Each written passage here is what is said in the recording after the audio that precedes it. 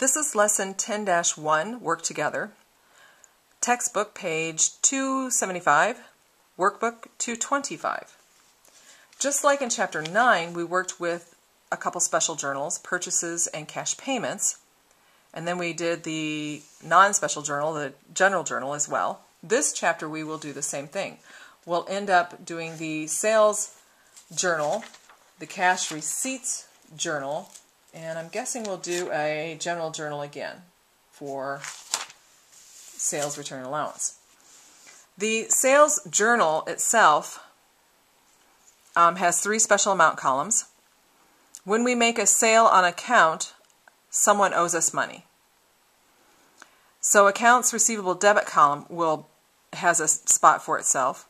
When we make a sale, it has a column for itself. And when you make a sale, most of the time, that person will pay sales tax. And you don't add it to the amount of the sale, you keep it separate in a separate column, sales tax payable. Why it says payable is because now that business owes money to the government. Every time we make a sale, we take in sales tax as a business. But that's not our money. That's the government's money. So we have to turn around and pay the government what we took in as sales tax. So we call it sales tax payable. So without further ado, and sales, when we make a sale on account or a sale with cash, it doesn't matter which, we will receive a sales invoice. And that invoice will list what they bought and a lot of times the term of the sale in case they pay later. So here we go. Work Together 10-1. It tells me we are working for distinctive appliances. Use the current year. Journalize the following transactions on page 9. So I'm going to put 9 on the sales journal page. The sales invoice source document is S. First transaction. September 1st. So I'm going to put that in right away so I don't have to remember it. Put in the date, Sept, and then 1. And don't forget we have to put the year above September. Okay, so September 1st. Sold merchandise on account to Adrian Makowski, $800 plus sales tax $48 for a total of $848. Sales slip or invoice 104. So it says sales number, all I have to do is put in 104. So my actual sale was $800. My tax that I collected was $48. So that person I sold to owes me the total of those two put together. They owe me the sales and the tax, $848. When you use accounts receivable column, you have to specify who owes you money. Well, this was Adrian Makowski.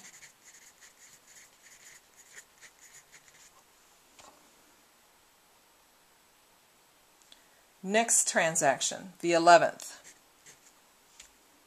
Sold merchandise on account to Columbus City Schools, $875.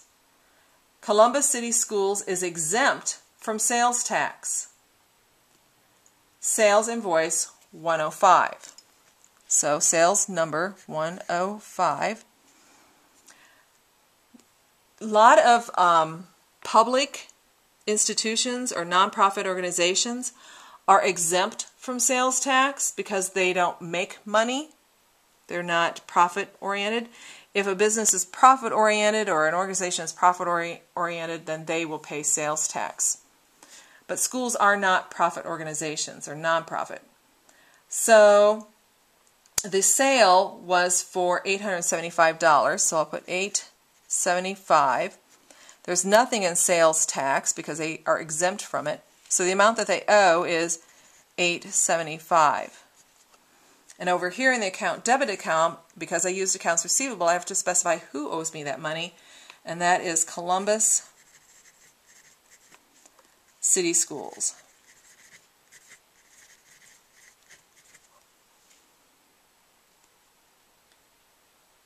Next, on the 28th of September, sold merchandise on account to Swiss Delight, $1,460 plus sales tax, $87.60, for a total of $1,547.60. Sales invoice 106. Sale invoice 106 says my sale was $1,460. The tax was $87.60. And the two together is how much these people owe me. $47.60. And who owes me? Swiss Delight.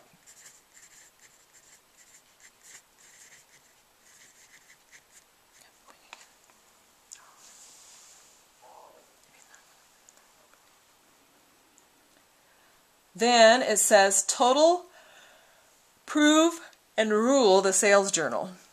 All right. So you do that at the end of the month. So the end of the month for April would be the 30th. So I put in totals. And then I'm going to single rule, just make this line a little thicker so it stands out, because they do have thick lines once in a while. You've got to make it stand out. And then we add the numbers in each of these columns. The first column would be $3,270.60. Sales credit column, $3,135.00. Sales tax payable, $135.60. Then down below, they have a form for us to fill out. Let's see if I can back out here a little bit. By using these totals, we're going to input and make sure our debits equal credits. So accounts receivable debit, $32,070.60. Sales credit, $31.35. Sales tax payable, $135.60. So when I add my debits together, which it is the total, $32.70.60, and I add this one together, $32.70.60. And when they equal, it is proven, so then I can come back up on top and double rule underneath my totals, and voila, it is done. It's time for you to do on your own 10-1.